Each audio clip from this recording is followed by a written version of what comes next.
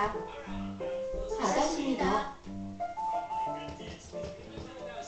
드렸습니다. 받았습니다. 드렸습니다. 받았습니다.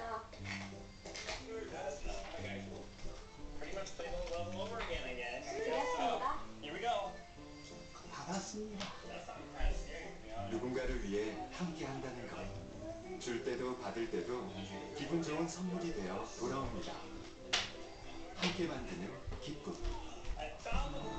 지난 일주일간 당신은 5번의 출근, 2번의 야근, 3번의 미팅, 2번의 데이트를 하며 12번의 환경보호를 실천할 수도 있었습니다. 나무를 대지 않는 착한 아메리카노 나왔습니다. 환경보호, 생활 속에서도 실천할 수 있습니다. 제가 요즘 가보고 싶은 곳이요? 제주도, 발리, 파리. 너무 많죠. 아빠요? 글쎄요, 잘 모르겠는데요. 제가 관심 있는 거요. 골프, 자전거, 사진, 기타, 낚시. 집사람이요? 집사람은 말하지 않아도 아는 사이는 없습니다. 가족일지라도.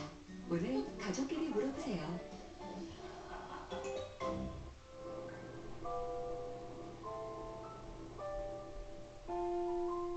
앉아도 돼요.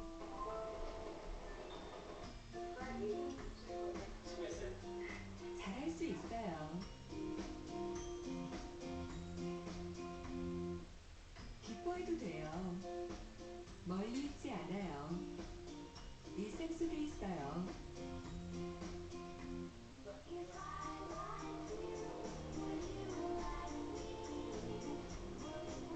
우리의 미소가 희망을 자라게 합니다. 아이 낳고 싶은 대한민국. 음악으로 생각져 나는 래퍼 아름다운 한글 래퍼 니들 기뻐 유네스코 세계 기록 유산 혼미정음 해를 나뿐인 한글 TV는 돈에 쏟아져 지어낸 말들 인터넷에 더해 씻고 버려진 한글 존재 끝엔 괴롭히다로 소통해 그게 요즘 대세 뭐라 한글 뭐라 한글 다르게 쓸수록 내가 존중받습니다. 그거를 보아라. 어서오세요. 후두함 1mm 주세요. 후두함이요?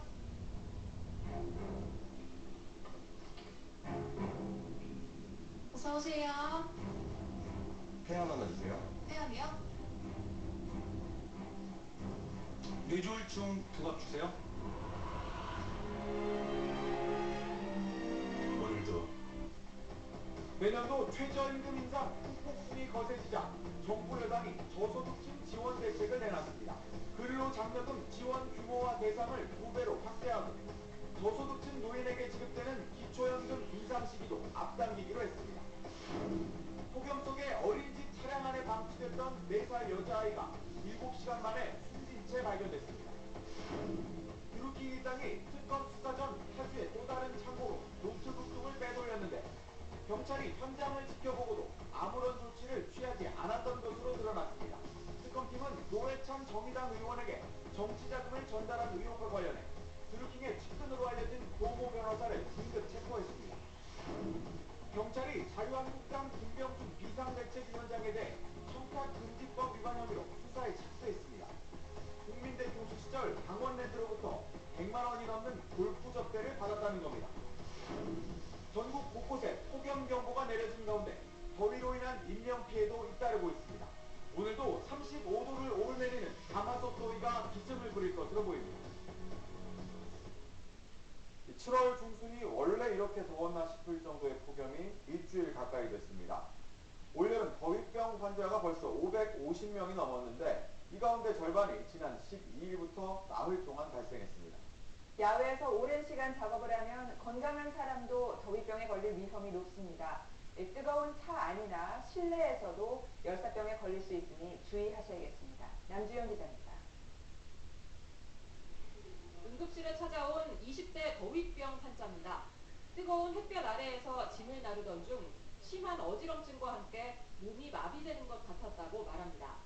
저 작업을 하다가 어지러워서 있었는데 몸이 점점 굳어지면서 안 움직여가지고. 노약자나 만성질환자는 체온 조절 능력이 떨어져서 더위에 더 취약합니다. 올여름 더위병으로 4명이 숨졌는데 70대 이상 고령자와 2살 아기였습니다. 더위병 중에서도 열사병은 치명적입니다. 체온이 40도를 넘고 어지럼증을 호소하다가 의식을 잃게 됩니다. 2시간 이내에 적절한 치료를 받지 못하면 뇌부터 심장, 간, 홍탑 기능이 전체적으로 기능이 떨어지면서 온몸의 균형이 문제 생기고 그래서 사망이 됩니다. 야외뿐 아니라 뜨거운 차 안이나 쪽방촌처럼 냉방이 안 되는 방 안에 오래 머물러도 위험합니다. 70대 노인이 사는 이 쪽방의 온도는 34.2도, 바깥보다도 더 덥습니다. 선풍기에선 더운 바람만 나옵니다. 차라리 겨울이 계속 있었으면 좋겠다. 여름은 현기증 나는 것도 없고. 정오부터 오후 5시까지는 가능한 야외 활동을 자제해야 합니다. 또 목이 마르지 않아도 물을 일정한 간격으로 마시고 알코올이나 커피는 자제하는 게 좋습니다. SBS 남주현입니다. 오늘 아침 신문은 문제가 되고 있는 국군 기무사의 계엄령 검토 문건 원본이 사라졌다고 전했습니다. 국민일보 보겠습니다. 기무사가 계엄령 검토 문건을 당시 한민구 국방부 장관에게 보고한 건 지난해 3월입니다. 한 전 장관은 문건을 보고받은 뒤 조난, 즉 보존하라고 지시한 것으로 파악됐습니다. 그런데 기무사는 문건 원본을 없애고 컴퓨터 파일 형태로만 USB 장치에 보관해온 것으로 조사됐습니다. 애초 기무사가 넉 달 전 송영무 국방부 장관에게 건넨 문건도 이 USB 파일을 프린트한 것으로 확인됐습니다. 특히 컴퓨터 파일로 남은 문건엔 결제란과 보고 날짜가 누락돼서 의혹이 증폭되고 있습니다.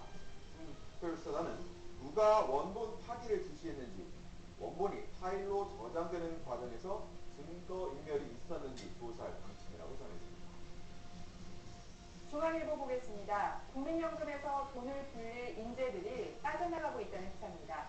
635조의 국민연금을 불리는 건 기금운용본부입니다. 그런데 기금운용본부가 지난해 2월 서울에서 전북 전주로 이전하면서 운용 전문 인력들이 빠져나가고 있습니다. 옮기기 전인 2013년과 2014년엔 운용직 퇴사자가 각각 7명과 9명에 불과했는데 2016년엔 30명, 지난해엔 27명으로 늘었습니다. 우수 인력을 뽑기도 어렵습니다. 최근에 38명 모집했는데 적격자가 없어서 20명만 채웠습니다. 인력 부족은 수익률 저하로 나타나고 있는데요. 국민연금의 올 1월에서 4월 국내 주식 운용 수익률은 2.41%로 시장 수익률과 비교해서 1.13%포인트 낮았습니다. 기금운용본부의 전주 이전이 경쟁력 약화로 이어지면서 국민연금법을 개정해 서울 사무소 개설이나 서울 제2이전 등을 검토해야 한다는 주장이 나온다고 신문은 전했습니다. 이어서 유엔의 대북 제재 대상인 북한산 석탄이 버젓이 우리나라에 왔었다는 동아일보 기사입니다. 유엔 안보리 연례보고서는 지난해 10월 북한산 석탄 9,000톤이 러시아를 거쳐 인천과 경북, 포항으로 반입됐다고 밝혔습니다.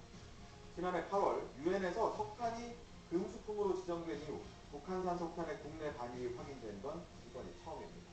당시 수입 신고서에는 석탄 원산지가 러시아로 기재됐었는데요. 이 수입업체가 신속한 통관을 위해 수입 신고를 먼저 마쳤고 이 판과 동시에 하역돼 국내로 바로 유통돼 버렸습니다. 우리 정부는 북한산 석탄이 유통된 뒤에야 관련 정보를 입수했다고요. 일각에서는 북한 선박이 가장 안전하게 다닐 수 있는 해역이 우리 작전 수역이라고 지적했는데요.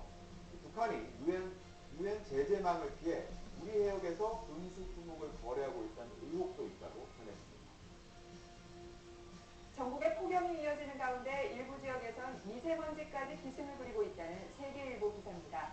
보통 7월엔 대기 수면이 활발해서 미세먼지 농도가 떨어집니다. 그런데 최근 울산 등 경남 지역과 부산, 대구에서 미세먼지가 일제히 나쁨 수준을 보이고